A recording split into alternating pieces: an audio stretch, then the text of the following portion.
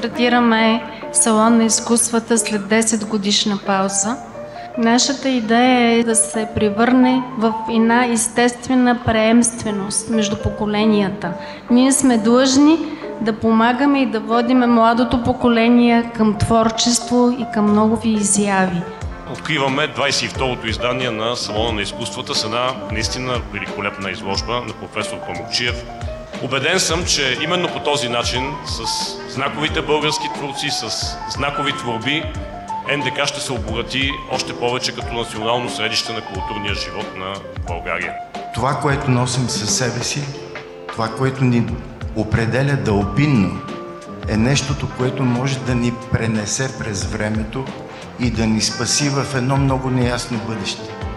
Убеден съм, че ще има още много такива събития и специално благодарим за силния детски акцент.